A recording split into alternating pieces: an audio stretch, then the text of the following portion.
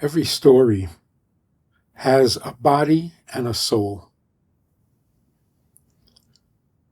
The body of the story is the events, the circumstances, the context. The soul of the story is the message, the substance. Sometimes the story is perfect in both the body and soul. When you can tell a story with great authenticity, who was there, where was it, when was it, all the details, so that the body is accurate. And then the soul, the point of the story, the substance of the story, comes across clearly and instructively. Then you have a perfect story. Not every story is perfect. Not every story has to be perfect. The main thing is that the point should be effective, which means it comes across clearly, understandably, convincingly, inspiringly. The following story is that the Baal Shem Tov was walking to the Bais Medrash, to the study hall, and he saw a little girl sitting on the street crying. He asked her why she was crying, and she said because she and her friends had agreed to play hide and seek. She went to hide in her best hiding place, and time went by, and nobody found her, but she realized that nobody was looking for her. Her friends had all decided that they were tired of the game, and they quit. So they were no longer looking for her. And that was very disappointing, so she's crying. When the Baal Shem Tov came to the study hall, he told the Chassidim, his students, that this is a perfect example of the predicament of the Jewish people with the condition of exile. Before I continue with my monologue, where I do all the talking, I want to invite you to a VIP session, a Zoom session, in which we get together to actually have a conversation and discuss all things Jewish, all things holy, all things healthy. So click on the link below and join us, where we can have a two-way conversation. In a time of exile, God is hiding. Godliness, holiness, it's all concealed. But God wants us to find him, not to stay hidden. So when a person stops looking, even one stops looking for God, that goes against the grain. That is not the way it's supposed to be. God doesn't hide to be hidden. God hides to be found. And so, in the time of exile, we search. We try to find evidence of God's hand in all events, the divine providence, how everything is for the good, how we're making progress. The exile is coming to an end. God will reveal himself. He will be known. He will be seen. But 2,000 years? That's a long time to be looking. So as we approach the day of Tisha B'Av, the day that the exile, our current exile, officially began, during which we suffered exiles within the exile, being expelled from one country after another. So it's a doubled darkness, a darkness within a darkness. And then we give up, to some degree at least. And then that's a tripled darkness or quadruple darkness, We don't even feel like we're in the dark. We're in exile, but we don't feel it, which, like an illness, if it at least has a symptom, you know what you're dealing with. An illness that has few symptoms is more dangerous because you don't even know you're sick. So as we approach the fast day of Tisha B'Av, and we realize that this is close to 2,000 years, we have to ask ourselves, what is the point of fasting? The fasting is an expression of grief. So it is not, as some people describe it, a sad day. Sadness is not a useful experience. And there is never a time within Torah where sadness is acceptable.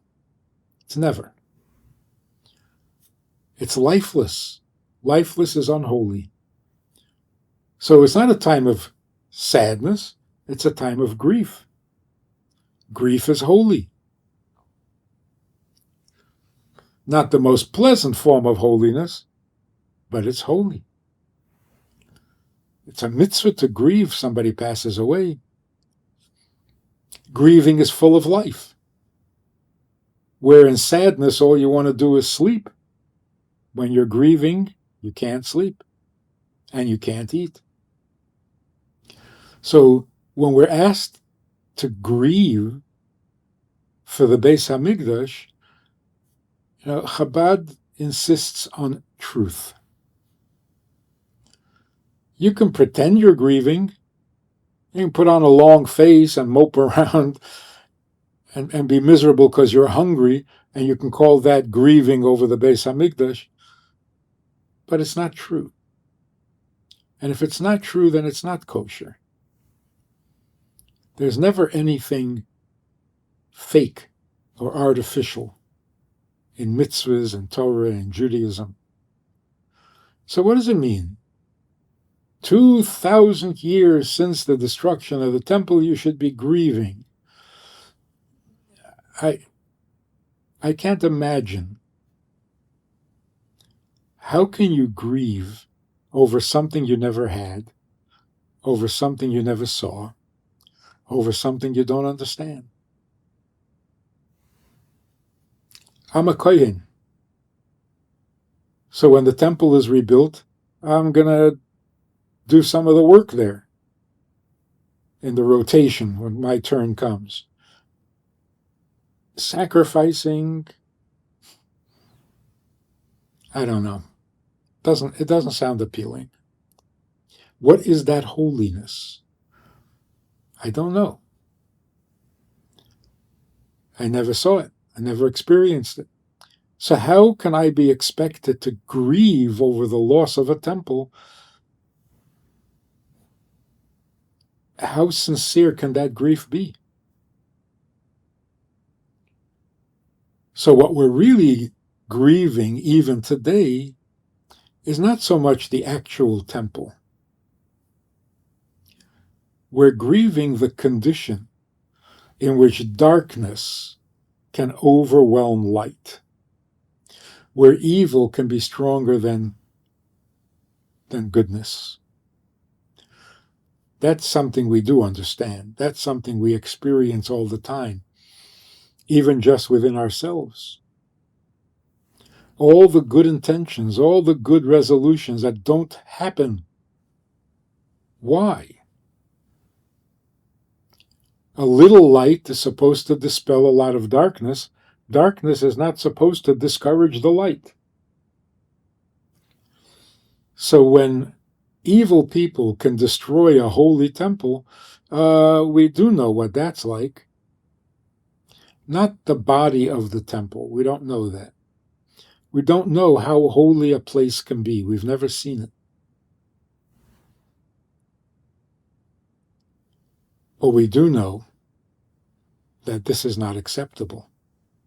The condition we're in is enough reason to grieve.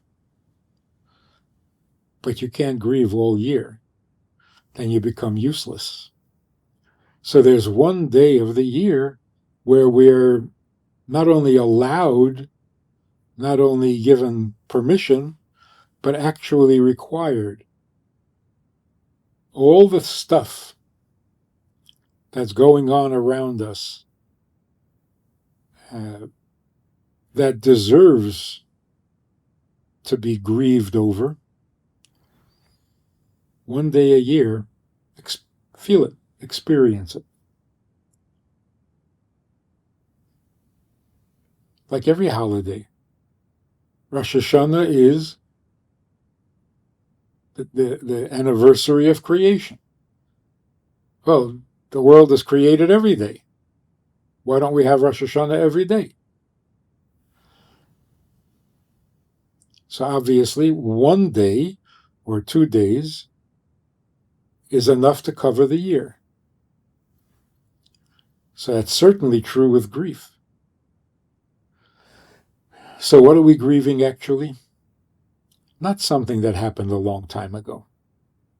We're grieving the fact that the point of the concealment, Ochein ata kel mistater, you are a God who hides, but you're not a hidden God.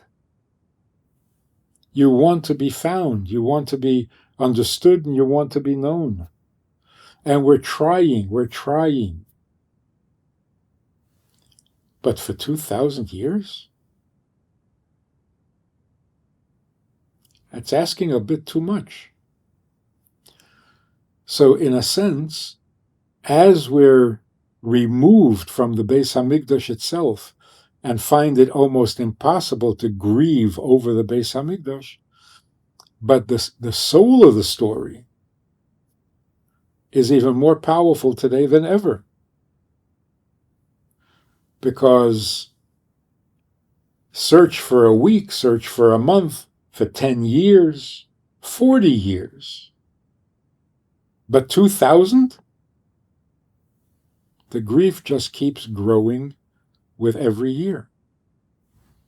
Because it's unreasonable. It's almost superhuman to last this long. So the body of a story, like, was the Baal Shem Tov really walking along the street, and did he really see a little girl crying, and did she say exactly what the story says she said? That's the body of the story. Maybe it wasn't a little girl. Maybe it was a little boy. Maybe he wasn't terribly upset. Maybe he was laughing that his friends tricked him and left him hidden and didn't come looking for him. That's not crucial. What's crucial is the point of the story. Now, the fact that it's been 2,000 years, of course, makes it harder to grieve. The fact that we're now so much closer to Mashiach makes it harder not to rejoice.